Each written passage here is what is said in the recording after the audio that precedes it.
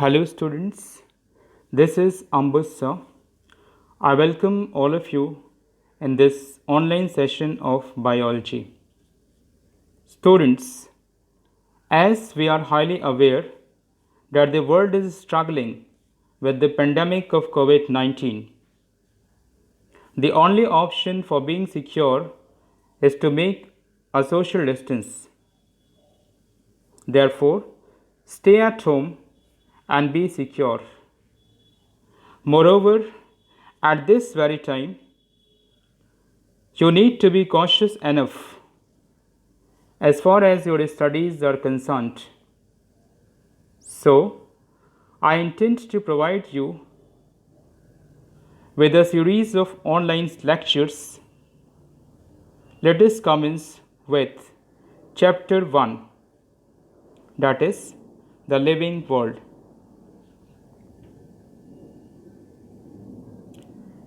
In this lecture of Chapter 1, I will unveil the following points. Number 1, introduction. Number 2, what is living? And number 3, properties of living organisms. Now, let us take the first point, that is introduction.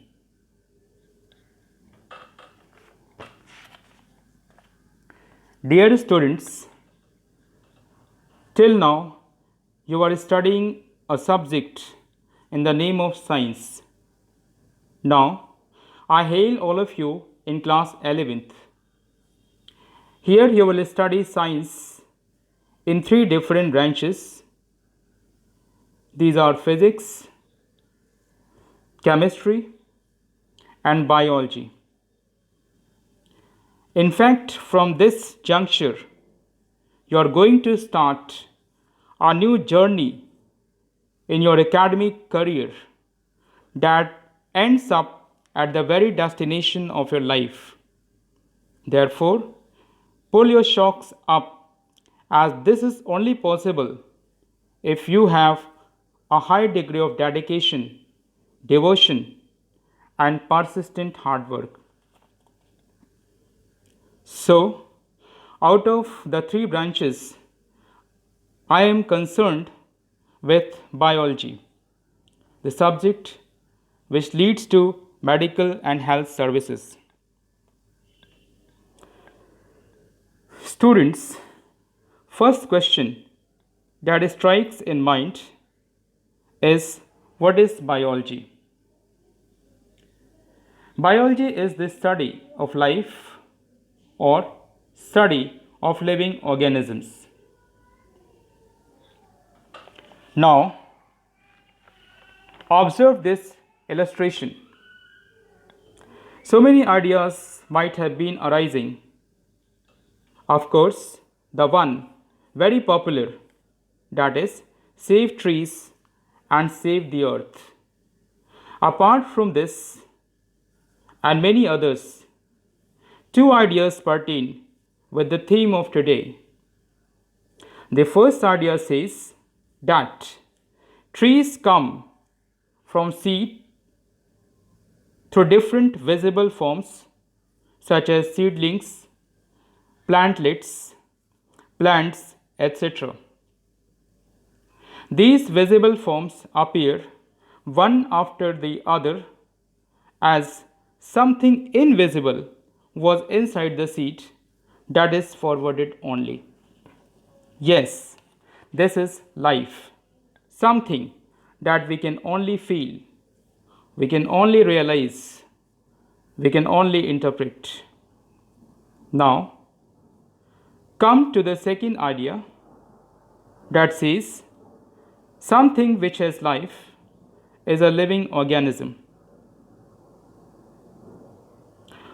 Hope you must have understood the concept of life and the living organisms. Now, it becomes inevitable to know about the living organisms, or in fact, the living world. Now, move on to the next slide.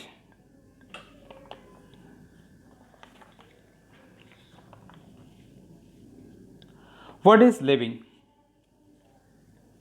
As far as the term living is concerned, we observe so many things about us. Some of them show certain properties of life, while some others do not. Accordingly, they are called living things or non living things.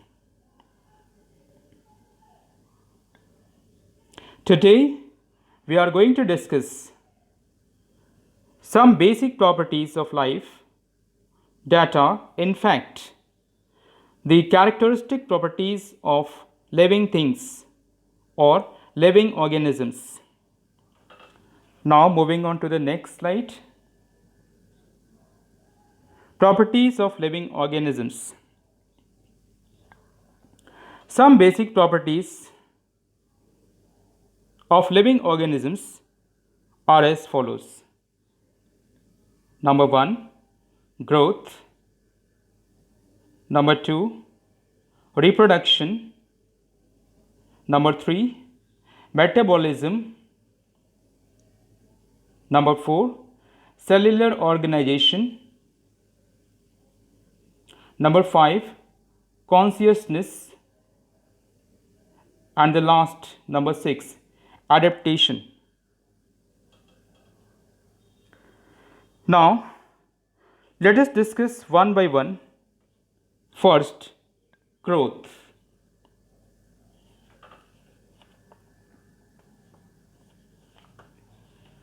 When we talk about growth, diverse ideas start taking shape, such as growth is a progression from simpler to more complex forms, or growth is the gradual beginning or coming forth, or growth means an increase in some quality over time. Apart from all such ideas, one more idea is there that is based on biological background. According to this, growth is defined as an irreversible permanent process that implies the development of an individual since conception up to the time of maturity. Now, move on further.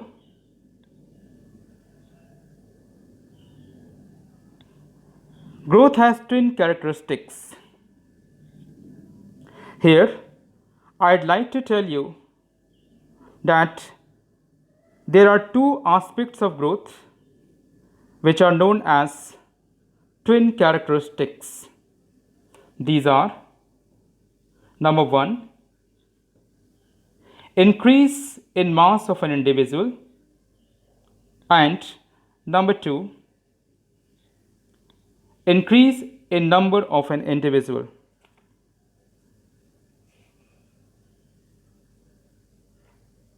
Increase in mass means increase in weight, that is the outcome of nutrition, whereas increase in number is the outcome of reproduction. Now move on to the next slide.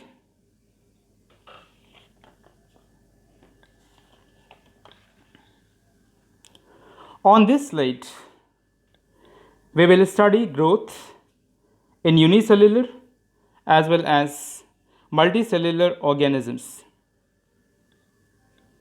Let us take first growth in unicellular organisms. Well, to study growth in unicellular organisms, we will assess the very same characteristics of growth mentioned on the preceding slide. Now, tell me the first characteristic. Obviously, it is increase in mass of an organism. So, here on this slide, the first point communicates the same. But why will there be an increase in mass? The answer is very natural and implicit because of nutrition. Now, come to the second characteristic, that is increase in number of individuals. Again, it is communicated as such, but a question arises, why is there an increase in the number of individuals?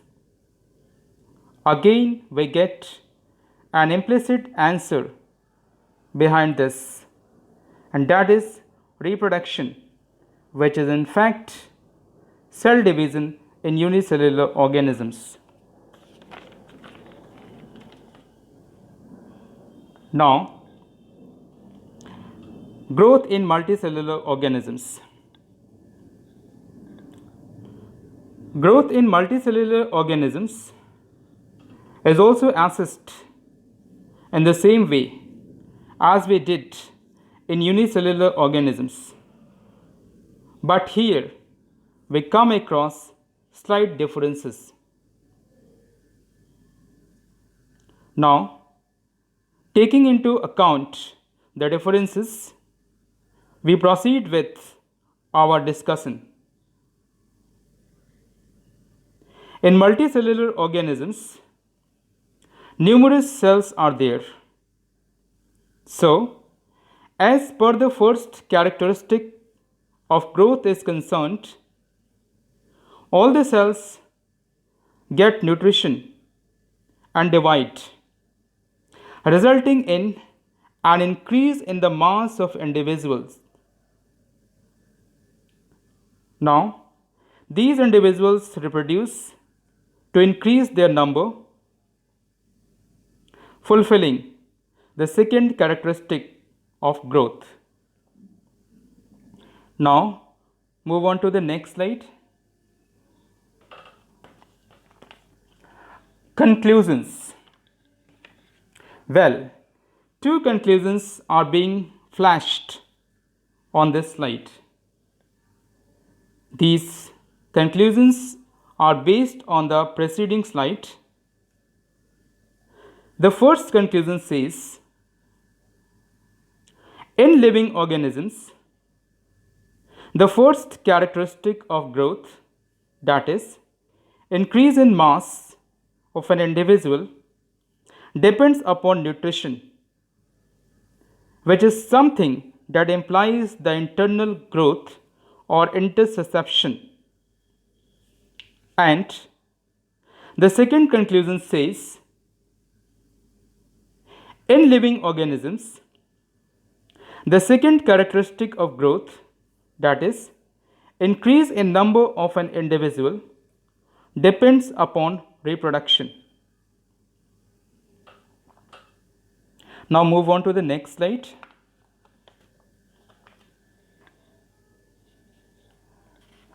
Growth in non-living things.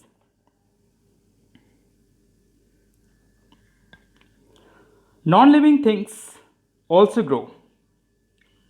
If we talk about the first characteristic of growth, that is, increase in mass of an individual.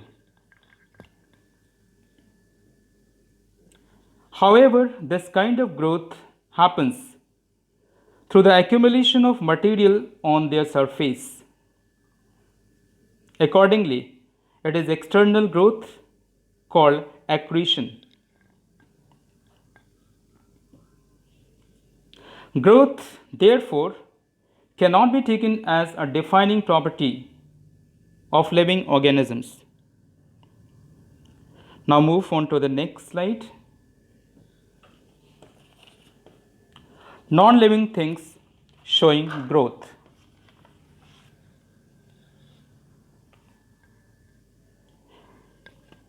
In nature, mountains, sand dunes, and boulders are some of the examples of non-living things that grow.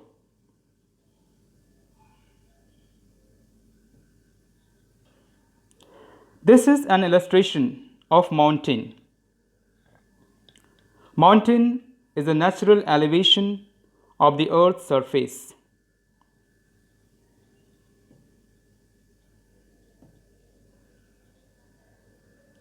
This is an illustration of sand dune. Sand dune is a natural deposition of sand particles into a mount by the action of wind.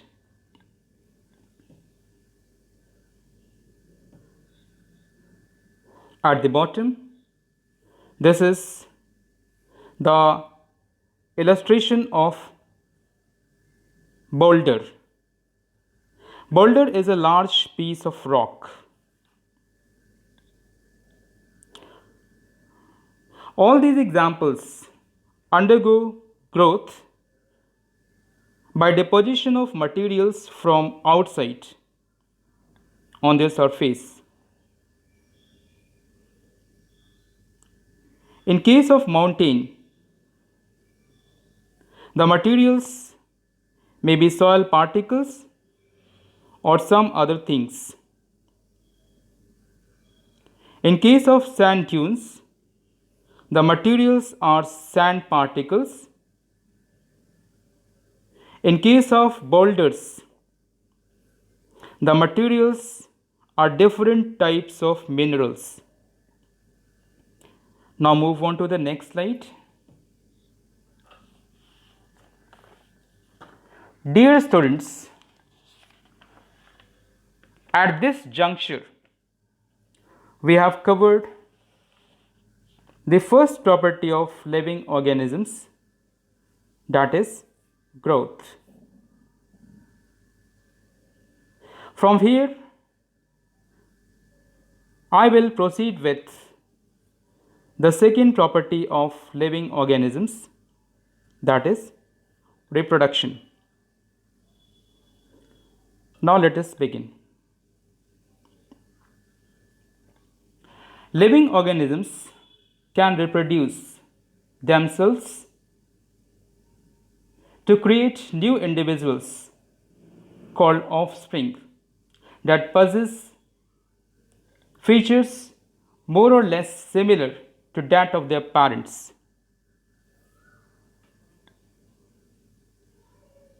Now, types of reproduction. So, reproduction is of two types. Number one, asexual reproduction, and number two, sexual reproduction.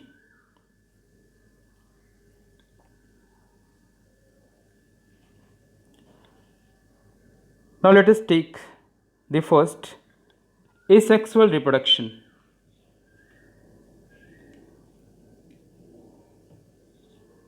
So, in asexual reproduction, only one parent is involved.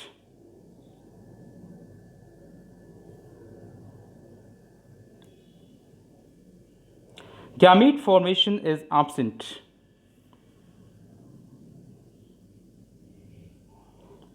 And the offsprings are morphologically and genetically similar, called clones. Now move on to the next slide. Sexual reproduction.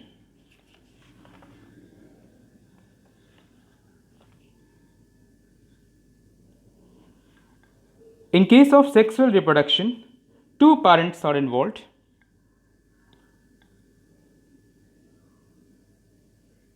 One is male and one is female. Next feature is gamete formation is absent. Oh, sorry, it is present. Gamete formation is present. Next feature, the gametes fuse. Fertilization takes place, resulting in the formation of zygote. Next feature, zygote in turn forms embryo that undergoes further development to produce offspring.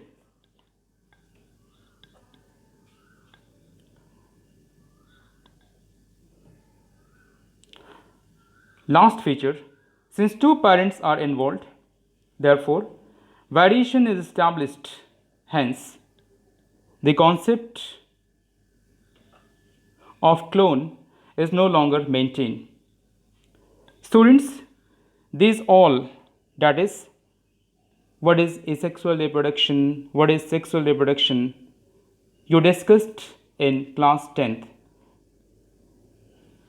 You are already aware that what is fertilization, what is zygote, what is embryo, what is variation, etc. Now, move on to the next slide.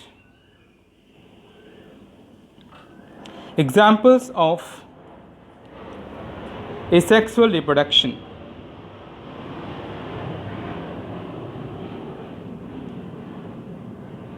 Students, these are examples of the organisms that reproduce asexually.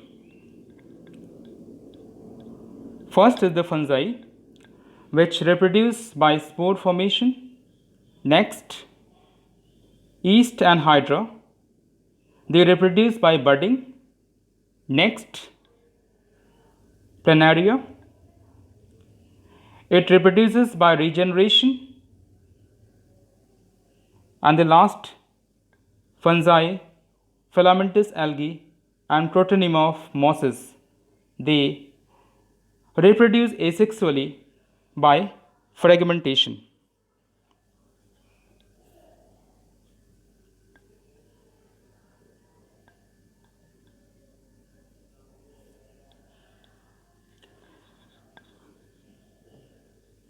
Now, this is an illustration of fungi.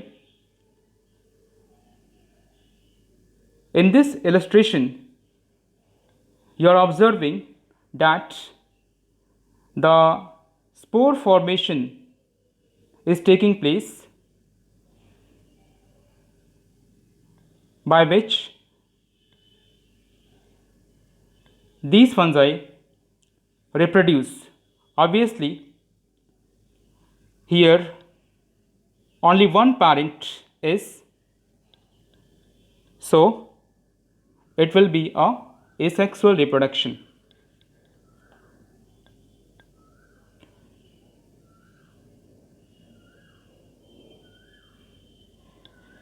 Now, this is the second illustration. It is of hydra. Hydra, it also undergoes asexual reproduction, but it is by the method called budding. Here also you are observing that different stages have been shown. In the stage 1, a small bud appears. In the stage 2, it grows a little bit. And finally, a daughter hydra develops on the parent body in the third stage.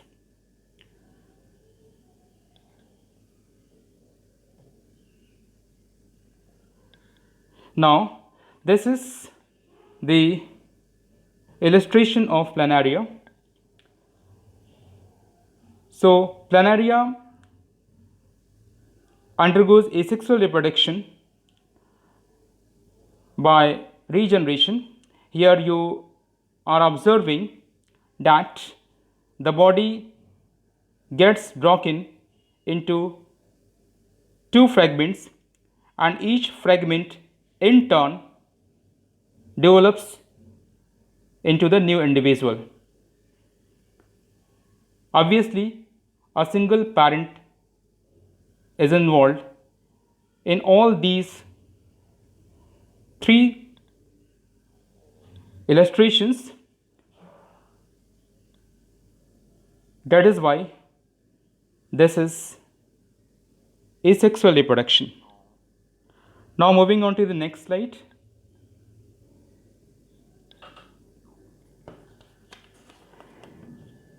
Examples of sexual reproduction.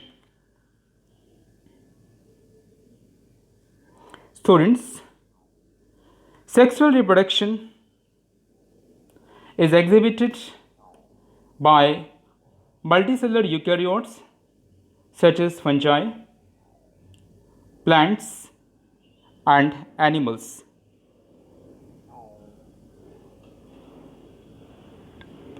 Now concentrate on this illustration.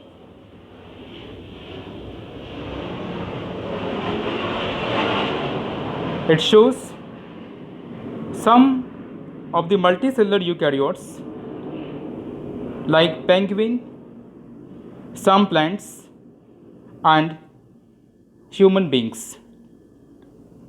Students, this illustration gives us the concept of two parents, hence tells about sexual reproduction. Now moving on to the next slide.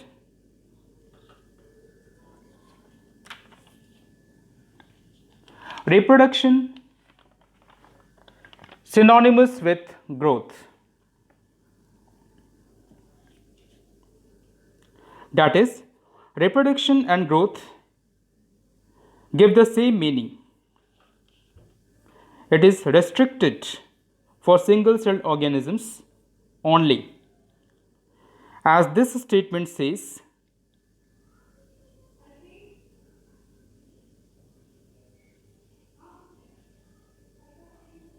in single-celled organisms, the usage of the term reproduction and growth is not very clear.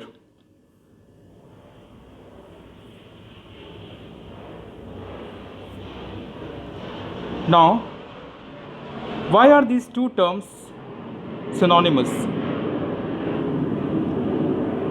or give the same meaning, or their usage is not very clear? It is because of this statement. The entire body at maturity behaves as reproductive unit.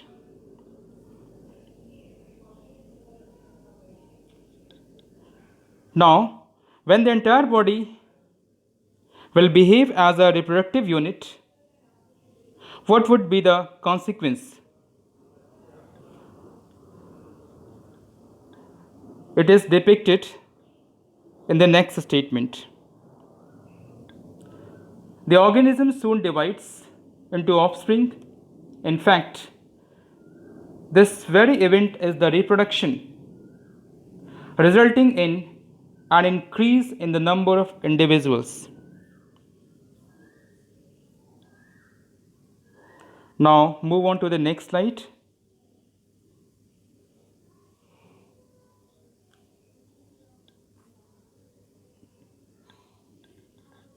Thus, we can say that in single-celled organisms like bacteria, unicellular algae, or amoeba, reproduction is synonymous with growth.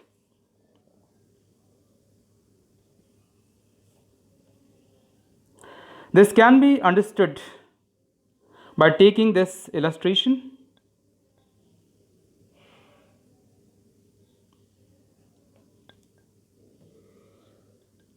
This is reproduction in amoeba, a unicellular organism. In this illustration, stage 1 shows the parent amoeba, which is at its maturity. Stage 2 and 3 shows the process of cell division, and finally, stage 4 shows the emergence of daughter individuals. Students, remember, stage 4 also shows increase in number of individuals, that is, second characteristic of growth. This is the reason why the two terms reproduction and growth are synonymous and their uses is not very clear. Now move on to the next slide.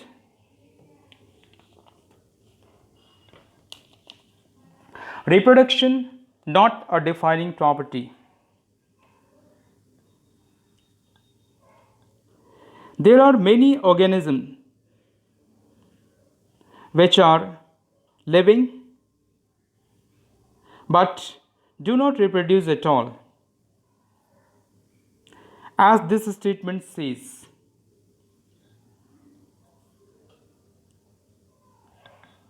mules, sterile worker bees, infertile human couples, etc., are such organisms which do not reproduce at all.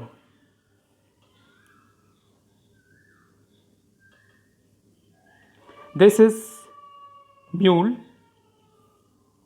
similar to donkey, but donkey is a descendant while mule is a hybrid. It is sterile, that is, do not take part in reproduction.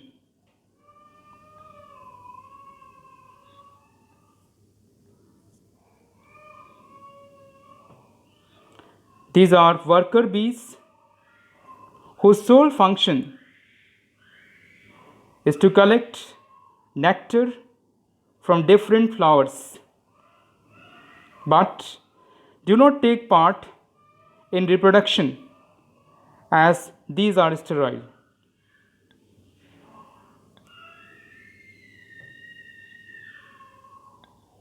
Hence, reproduction also cannot be an all-inclusive defining property of living organisms. Students, this is the end of this session. The remaining part of this session will continue in the coming days. Now moving on to the next slide. Questions for practice. Students, these are some of the questions that cover the entire lecture. Students, if you really want to make a difference and to achieve the desired destination, you are advised to make a fresh notebook and prepare your own notes. Remember, the hard work of your part starts from this very moment. Your notebook will be assessed. Of course, you will also be assessed when the school reopens.